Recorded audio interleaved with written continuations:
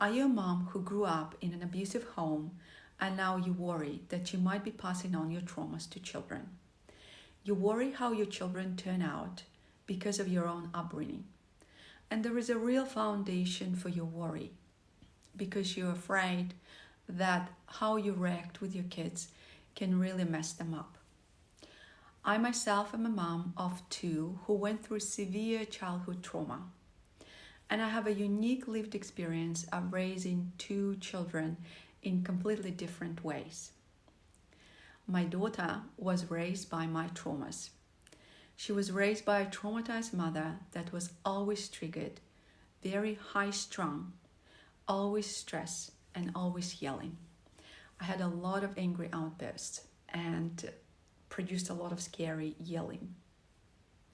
My son, born 15 years later, had a different mother.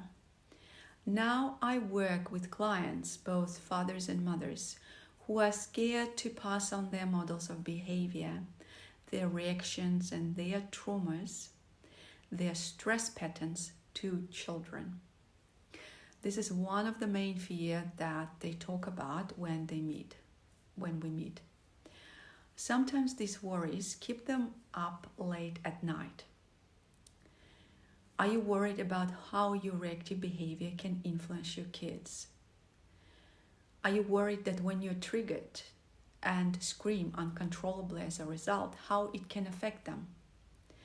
And then the moment you realize that you reacted, you feel like a horrible parent. And of course, after the fact, you apologize, make amends later, but you're left with this nagging feeling that you might be doing too much damage.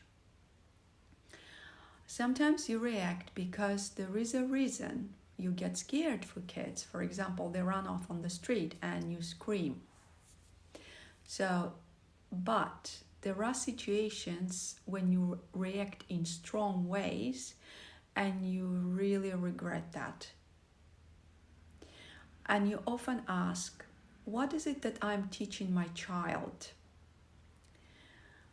Is he or she going to end up with same anger issues like myself? Is she going to remember this incident? And finally, how can I help myself? Is it even possible to recover? Is it possible to shift? I myself was full of these questions. Now I get it. What you do as a parent matters because it's so vitally important. What you do as a parent matters in terms of consequences on your children, and it's normal that you have all these worries and questions and fears in you. Having relationships with children is the most important that we create in our lives. So everything is heightened. Everything we do is basically intensely emotional. It's a very emotional to be a parent. And do you know that being a mother is considered to be more stressful than 90% of occupations? So being a mother comes with heightened level of stress, emotions. You can say it's a part of a job description. Now, if you were raised in an abused environment and didn't recover from old stress, imagine what it's doing, the extra challenges it's putting on your parenting. Because you carry over this stress from your childhood that wasn't dealt with into being a mother, into interactions with your children.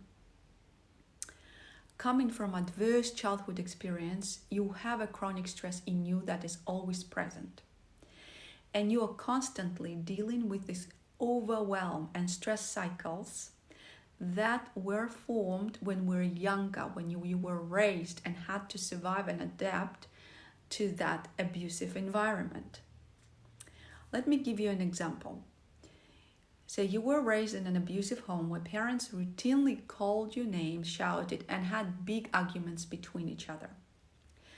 There was really nothing you could do, absolutely nothing you could do about it because you were a victim and powerless in the situation. You couldn't escape it. All you had to do was to adapt to that social environment. And we all adapt in different ways. Some of us try to make ourselves invisible, small. But one thing that I see a lot with mothers is anger, frustration, and high levels of stress and default screaming.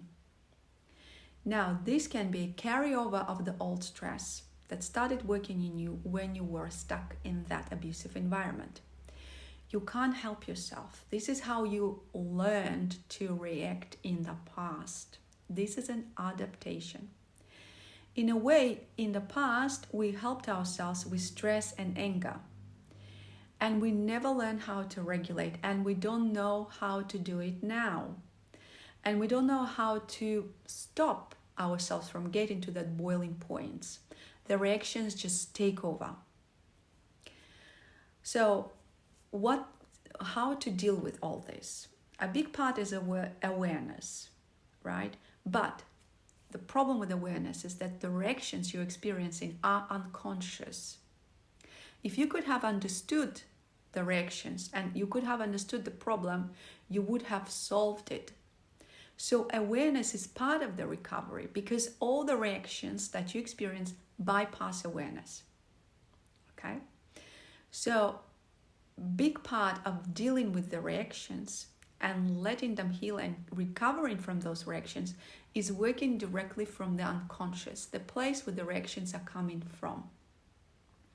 It's like imagine yourself being a grown-up, and inside your grown-up body you have a little child that experienced that trauma and had to survive, had to adapt with anger and frustration. So every time when you're in a situation that's triggering emotionally, that little part of you gets activated. This adaptation is activated and bypasses through awareness because it is so strong. It is connected to your own survival. You are lost in the process. So one way to work with that is to dismantle the root cause or the reason for existence of that reaction. Because right now you experience symptoms of living in an unsafe environment when people were shouting, screaming, when you were abused. So you learned to shout, scream, shut down. And a lot of the times when you are in situation with your children, you activate the old reactions. These are symptoms of something that started working in you. And these childhood adaptations are very powerful because they are connected to the very fundamental need to survive, right? So basically, you're not present with your children because you're trying to survive and you carry this chronic toxic stress from your childhood. You're already overwhelmed most of the time. So when a stressful situation comes with your children, you react out of overwhelm. This stress keeps poisoning your body with anxiety, fear, exhaustion, and physical pain. And you keep reacting strongly to emotional triggers when dealing with your children. And this can be a powerful manifestation of this childhood stress.